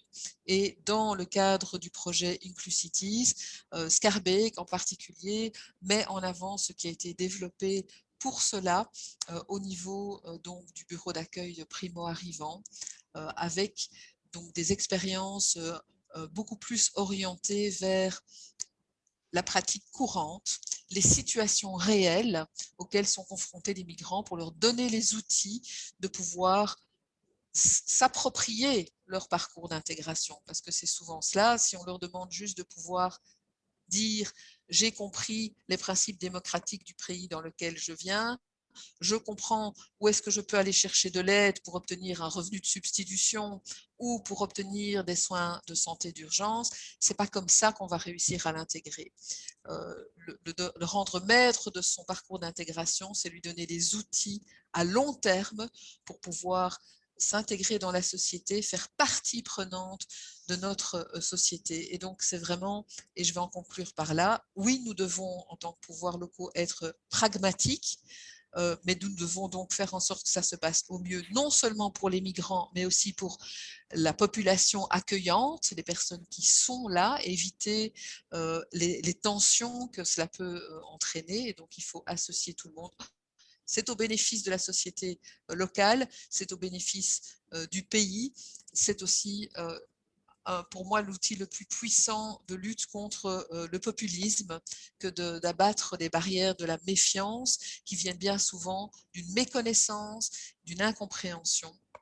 Et donc voilà, et pour cela nous avons besoin des moyens financiers, non seulement pour partager nos expériences, mais même surtout pour donner plus d'ampleur aux politiques que l'on mène, parce que malheureusement, nous ne parvenons pas à toucher toutes les personnes qui devraient pouvoir en bénéficier. Et donc, des moyens financiers directs pour les pouvoirs locaux, pour développer ces parcours d'intégration sont essentiels. Merci donc à l'Europe, à la Commission, à Monsieur Chinas de prendre à bras le corps cette politique essentielle de l'Europe avec donc une approche cohérente et solidaire au niveau européen. Merci beaucoup, Madame Jodon. Merci. Nous avons en effet reçu aussi récemment, nous avons interviewé un maire de Grèce, grec, Monsieur Ioannis Tagalegas, qui est devenu maire de Levadia en 2019. We'll switch to English, sorry. So he's been competing since then to tackle global issues at local level. While the migration flows have decreased since 2015, the number of people living in Greek reception centers remains high. The state is making a lot of effort both to improve their living condition and to speed up the procedures for asylum seekers or to facilitate the repatriation of persons who wish to do so. But the newcomers to Levadia are currently refugee families who have been granted asylum and await their relocation to another European country. The municipality of Levadia responded to the request of the central administration to welcome refugees because solidarity is the key value of the cultural identity of the town. So the mayor's word, I don't know if you can see them on the screen, but he wanted to wish the Vice President of the European Commission, Mr. Margaritis Chinas, to be strong and for the European Commission's Pact on Migration and Asylum to be really effective. So he had one question for you. So what is the role and the initiative of the EU in order to eliminate also the causes which are responsible for the migration? So now, Mr. Chinas, you have listened to 3 interventions. Do you want to react now? Then we can have 2 other interventions after your first reaction. Please, the floor is yours. Okay, let's have a go. Thank you again for your kind words of support and recognition of what we're trying to do. Let me say again that our proposal for a new pact for migration and asylum is a holistic, cohesive approach with different parts of the process where everything links to everything else. First, we start with the countries of origin and transit, And I also replied to the mayor of Livadia with that, because Europe will never manage migration policy without having the support, the help, the partnership of the countries of origin and transit. It's as simple as that. And to do that, with these countries, we have to do two things. First, help them create the conditions for a better life for their citizens there, rather than forcing them to put their lives in the hands of the smugglers in the Mediterranean or the Aegean. And to do that, we do not only need to mobilize money or investment, we need that too, but we need to put on the table everything that the European Union has. And this can also be visas, can be trade preferences, can be people-to-people contacts, Erasmus scholarships. We will mobilize everything we have in our hands to create the conditions for a better life for people there. The second thing we need to do with countries of origin and transit is to help them assume more responsibility for their own border management system and for their own state structures, so that they can accept returns, readmissions, and accompany them with possibilities for integration into society. So this is important. This is the first part of the pact. The second is border management and border procedures.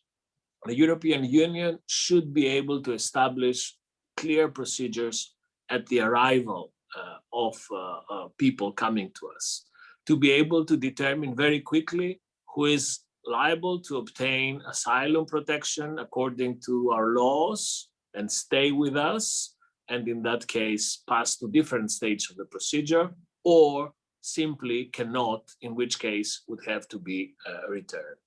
This second floor is a responsibility element of the pact, seamless border management procedures. And the third and final part is, I was referring to that extensively, is solidarity and burden sharing. Once we have a system that is interconnected, holistic, cohesive, we will be able to move people around, to transfer people to the European Union in an orderly, humane way, instead of having the Moriases and the Calaises and the Canary Islands that bother us and disturb us. And final point on the role of municipalities and regions. Very often, you are in a way at the same time the thermometer and the barometer of the impacts of migration. You live with migration on the ground. And very often I think that there is an asymmetry between the importance of your role, how crucial you are in managing aspects of migration, and the impact that your views have in the broader policy debate. And I would personally, and starting from what we're doing together today, I would push you, nudge you, encourage you to bridge this asymmetry. Come forward into the policy debate. You have many interesting, important things to say, and say both to us, to the European Union, to your governments, to your member states' government, to your members of the European Parliament. These are opinions and viewpoints that we need to hear from you. Yes. Thank you very much. And we will be there also to convince our member states to this shared responsibility. Thank you very much. I will now give the floor to Mr. Schnaudigel. Dr. Schnaudigel, please, the floor is yours. And then Mr. Ayala quickly and Mr. Josic, please. Yes, thank you so much, Mr. Vice President, Mr. Commissioner. I thank you very much for these words, and I thank you for talking from partnership between the local authorities and the European Union. This is a very important sign for us, and I thank you also for seeing us as I think you told. I remember you told from front soldiers, but because this is the reality. The migration is living reality in our local societies. I think we have now with this package, we have a good basis for the discussion. Of course, we have no common now. We have no common discussion into the CEMR. But from my opinion, it's a really good. Good basis. It's very important that Europe see now migration management is a common European task and requires more European solidarity than before. And I also agree with the Commission that I stated before that we must find a compromise between the different interests of the member states. You are talking about voluntary solidarity, but this voluntary solidarity, this must be really a success, and I think an unequal distribution of burdens must be prevented in any case. You told it, I think it's very important, since otherwise Europe as a community of solidarity would be called in questions. I think very important for us from the local point of view is also the 12 weeks fast track procedure. This is also a question of security in our local authorities, and from the point of view from us, this leads also to relieve our administrations. However, 12-week fast tracks can be accelerated further for asylum seekers from countries with low recognition rates. We can talk below 20%. Then to this end, I also think Frontex must be strengthened by providing more funds also from the European budget. I also agree with the proposals that a return policy is essential for a functioning asylum system. And if we are talking about facilitation in crisis situation, we have really to ask, to view critically insofar as once of right of residence has been granted, it could be difficult to withdraw this status again. And very important, if we are talking about partnership between local authorities and the European Commission in cases of migration, this is the support for us, for the local authorities. We have a lot to, we had a lot of investments for the health, for the schools, for the kindergartens, for all the questions of migrations. And if we want to talk about partnership, this partnership is also important. And for this, we have to say directly, we need the money and we need the support. And then I am sure this package will be a success for all levels, for the European level, but also for the local level on between us. Thank you so much. Thank you so much to share this time with you. Thank you, with us. Thank you. Thank you very much, Mr. Schnaudiger. I don't know if the Vice President has time for the last two interventions in 1 minute each, maybe? Yes, very good. Thank you very much. Mr. Ayala, please, 1 minute, and then Mr. Ljubiša-Šocić, please. Hello, another time. Thanks a lot, Vice President Margaritis Chinas, for your participation in this exchange forum, as well as your work in this field, very inspiring for all of us. I want to say you that this is so interesting, a lot of things that you say to us. I want to say you too that in this moment, with the fund to the reconstruction for the crisis, it's so important to work together between municipality federation with the central government. In Spain, we are doing, and we think that we have to collaborate to do project for this reconstruction is so important that we work together, and we are speaking with the central government in this direction. Also, thanks for the Parliament's member participating here, as well as Mr. Snaudigel for the organization as your word that represent very clearly the vision of municipality. Let me, from the humble point of view, tell you the vision of the city widely recognized as inclusive, a typical metropolitan city that arises from large migratory process, first national and now international. Integration is not a theoretical question.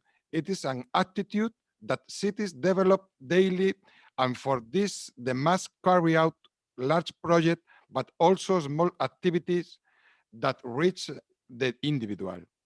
From our point of view, and this is how we actively carry out, we must work on inclusion based on the recognition of right, the establishment of active participation mechanisms, and recognition of diversity, education, and information, and developing policies that possibility resolve and possibilities, decent employment, and that allow that establishment in the territories of decent condition.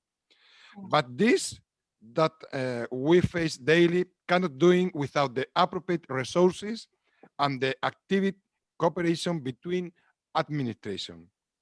And imagine of this in the Inclusivities project, in which several cities across Europe exchange experiences in inclusion activities. We need more projects like this, but we also need new instruments to resource to face the new entrance of people in our territories. Thank you very much. Also to help, I finish now, but also to help both local and migrants to design the employment to appropriate environmental spaces for activity integration. Thank you so for much. all. Thank you, Mr. Mayor. Mr. Ljubica Ćosić, in 1 minute, I'm so sorry, and then we will thank Mr. Vice President. Thank you.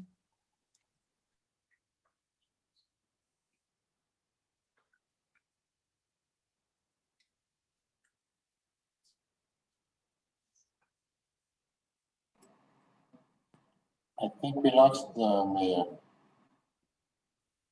Okay, then, Mr. Chinas, Mr. Vice President, thank you so much for your presence today. I don't know if you want to react in 1 minute, but I know that you have another engagement. So I would really like Thank to... you. Just simply to reiterate my appreciation for your work and renew my commitment to make this not a one-off engagement, but to have a more permanent structured cooperation. And a word to Alcalde Javier Ayala's point that we also now have an opportunity now with the Recovery and Resilience Funds and the new facilities and the new budgetary framework to do much more. But money is a risk, but at the time is an opportunity as well. So we have to make sure that we minimize the risks and maximize the opportunities of the new funding possibilities. Thank you again. Thank you very much, and talk to you soon then. Have a good day. Thank you. Bye-bye.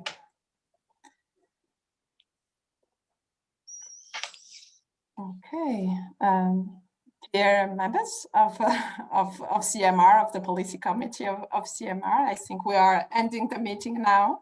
It was a rich exchange. Do you want to share with us, among you, some first thought as well? You know that we don't have yet a position as CMR on the new package, but we will start actually this work in the coming weeks. We also intend to meet with the Commissioner Ylva Johansson, so the Swedish Commissioner as well. She's in charge of the internal affairs, interior affairs. So she is also dealing with the topic and with the new pact. I can also let you know that the next, there will be a Committee of the Region plenary on the 19th of March at 9. There will be a debate with Commissioner Johansson on the role of local and regional authorities for the integration of migrants and the fight against radicalization. And yes, we intend to develop this political resolution now in CMR. So Mr. Schnaudigl, please, the floor is yours. Yes, thank you so much. I want to thank you, Marlene. I want to thank the CMR that we had the chance now to have this debate. I think it was, you said it, it was a pointing start now.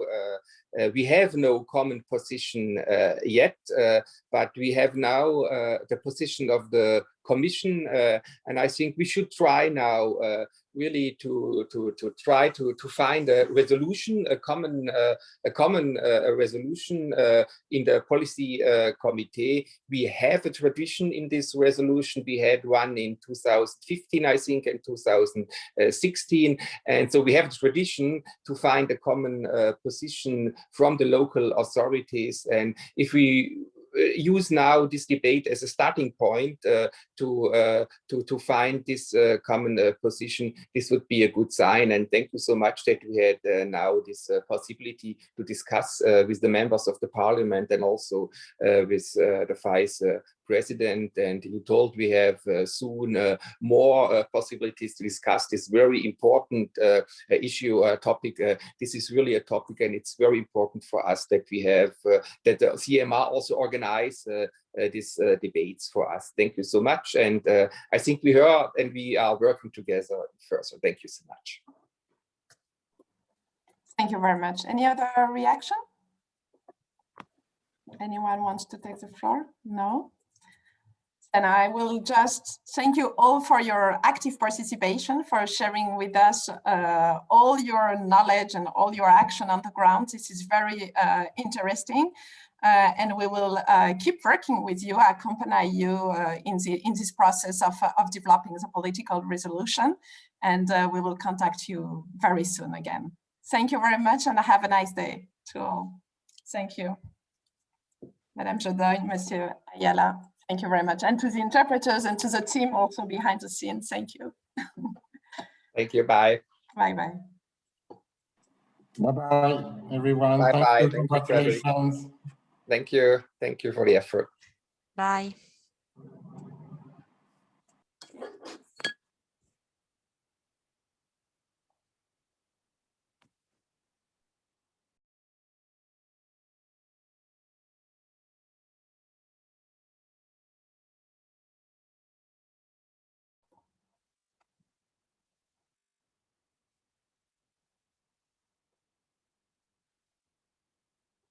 Merci Daniel et l'équipe pour l'interprétation. Je sais, je parle trop vite.